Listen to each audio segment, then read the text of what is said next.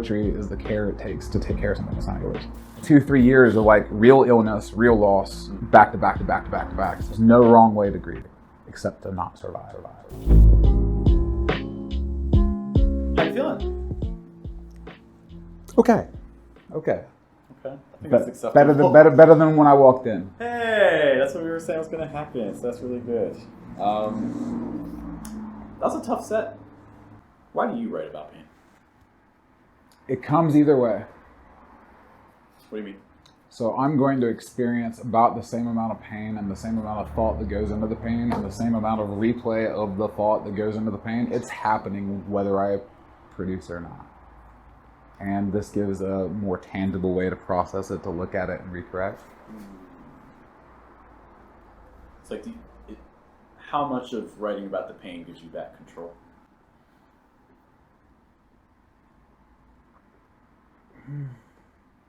If any. Yeah, I'm not. I don't know if it's about a control thing for me. I'm Appalachian, and two, I mean, bad luck might be recently, but I've got a good long streak of it. So, it's not a woe is me, the universe has put a pox on me. It's not this fine wound was all I was born with. It's more like, I think it's how I was raised. A large part of it is I was adopted into an older family with a lot of ailment. So my immediate family was already generations past where all my peers' family was. And so I had to, and on top of that, my family home was a home for, it was a foster home, but we took specifically like hurt or sick children, and specifically infants and toddlers. So between growing up, going to about a funeral every week for a parishioner, like of the church, or for a close family member or whatnot, on top of that, like my home life was taking care for children that were not in good shape for one reason or another. So I think when you grow up seeing the extent of pain and what illness and what misery and all that is, like when that is your baseline growing up, it's a little easier to process out in words later, I think. How much do you think that just that upbringing has informed your poetry? A lot. Yeah. Taking care of things that weren't ours. Do you view poetry as taking care of something that's not ours? Yeah. Also? That's reality, baby. That's specifically poetry. How do you view that as something that taking care of something that's not ours? So I think a lot of the time the cultural narratives that dominate how we process emotions and pain kind of like stick us into like grief or happiness, like these big blocks or whatnot, and it's much more nuanced. You'll have a good laugh on the worst day of your life. How does that inform your poetry specifically? How do you mean? So if you have some pieces that are on very heavy topics. Okay. So you mentioned that these are complicated, nuanced emotions. Mm-hmm. You're aware of that as you're writing. Mm-hmm. How does that influence how you write? I'm asking myself a lot of the times, what haven't I resolved? And so I think if my writing takes that path, then I think that there might be a path of, sometimes it's not always, and that's not always the goal, but there might be a path, whether it's mine or someone else's, to healing through it. Since I'm literally a lot of the times following the process.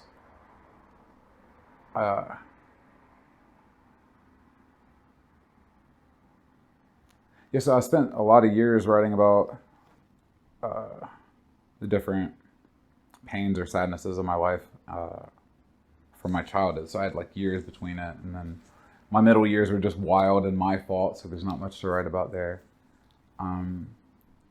So I spent all these years writing about something that was so far removed, and there's lots to unpack there, but I'll let you keep going. but now I've had 2-3 years of like real illness, real loss, back to back to back to back to back. So it's no longer processing my childhood. It's not trying to work out what I got now. I'm curious about your stance on this. How much of poetry is therapy? Very little. Why? I think therapy is therapy. I think that therapeutic is a good adjective. So I don't think really anything substitutes for therapy other than therapy. Therapeutical, it can be just as stunting, I think, to some people as it is therapeutical. That's case by case.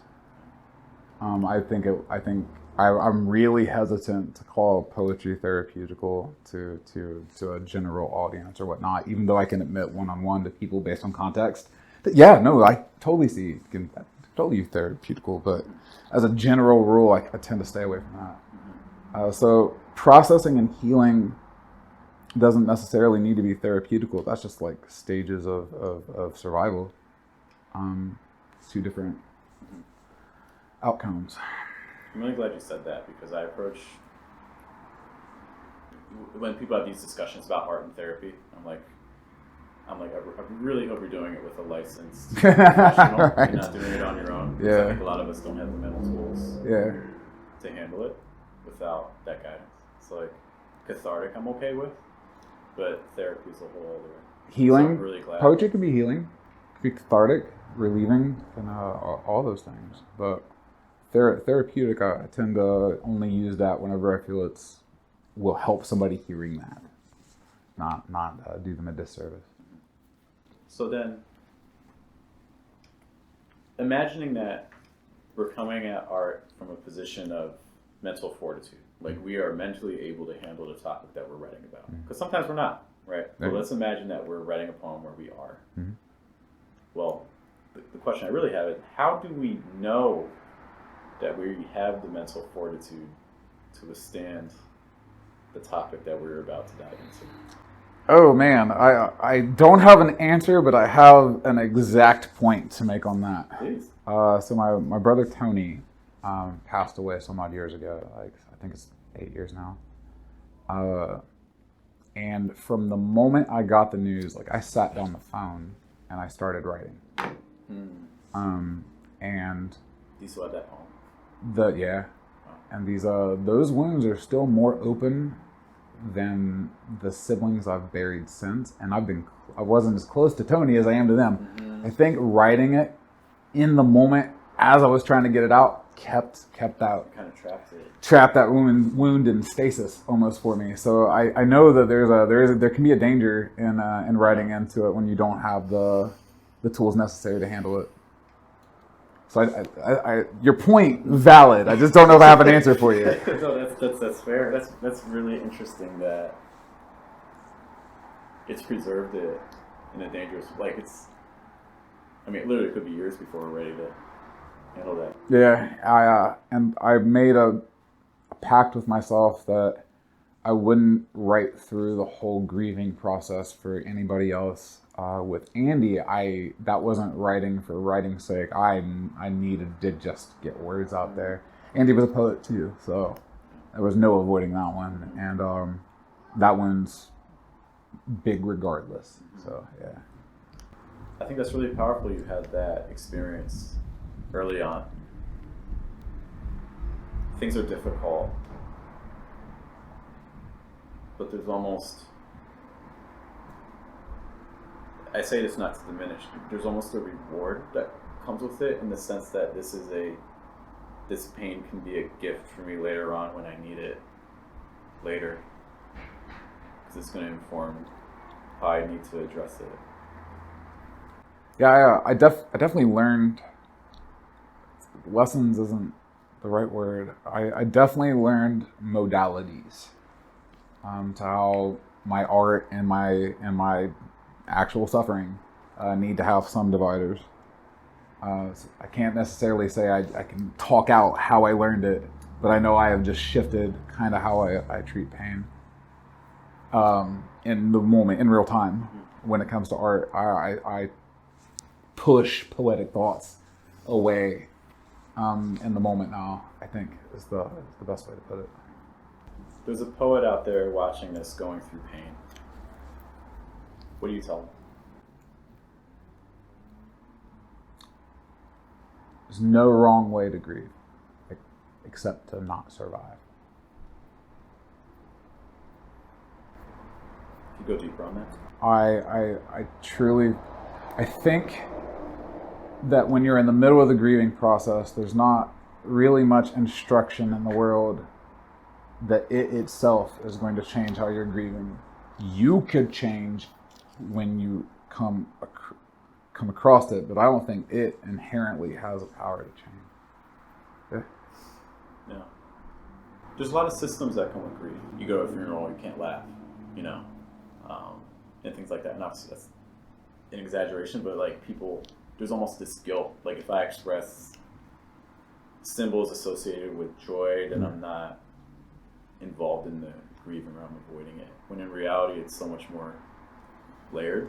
Yeah, I guess this is a lesson that butts up against something I learned, or I said earlier rather.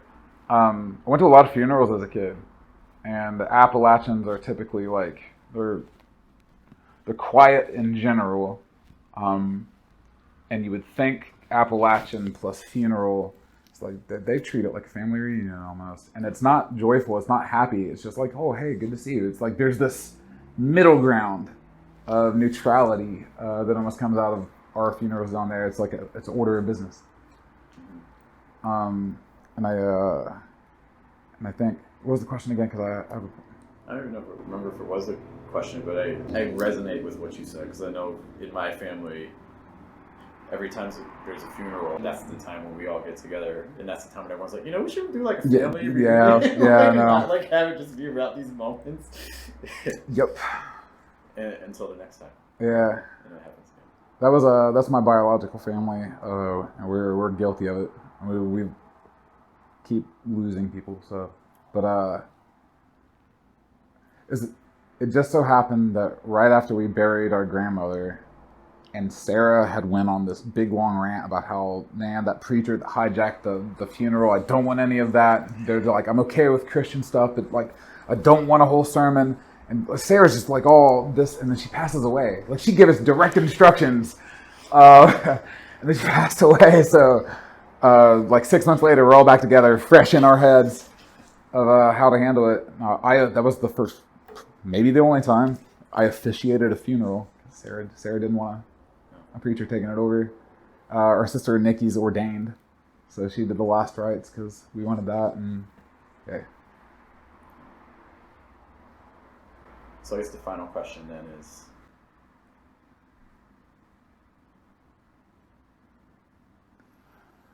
real quick, you said earlier, I think I kind of chopped the question up, and I do have an answer for it. You said, what taking care of something that isn't mine, and how is that with poetry? And I think I answered it along the way, but let's go back to it. Let's finish it. Succinctly, it's